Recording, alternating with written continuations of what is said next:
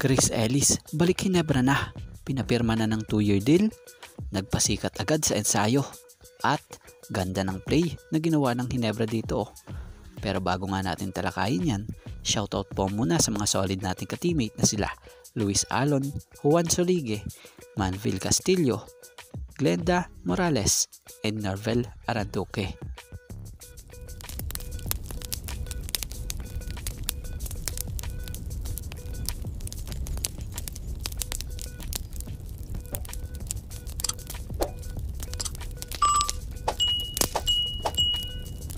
So isa sa nakakagulat ang pagdating sa Ginebra nitong si Chris Ellis.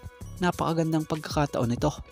Lalo pat kailangan talaga ng Ginebra ngayon ng gaya niyang player, yung high flyer na malakas pa sa depensa at maging sa opensa.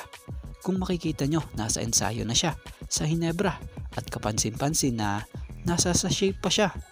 Galit na galit yung mga muscles niya habang nagpapahinga. So batay sa report pumirma na ito ng 2-year deal sa hangin ngayon lang dahil sa April Fools.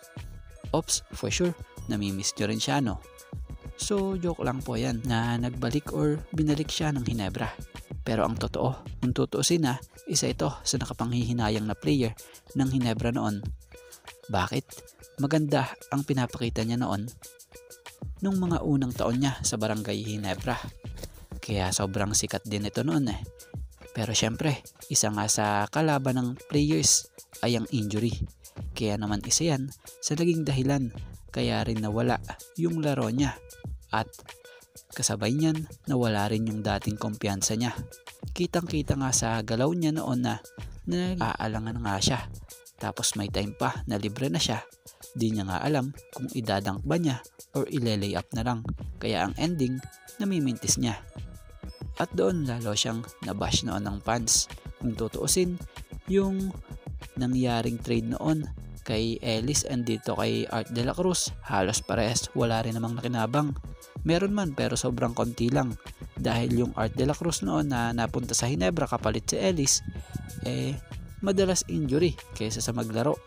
At yung Ellis naman na napunta sa Blackwater, nakarating nga ito sa Blackwater, pero ni isang game, wala itong nilaruan doon. Pero bago naman nawala si Chris Ellis sa PBA, ito nga ang kanyang naging career highlights and awards.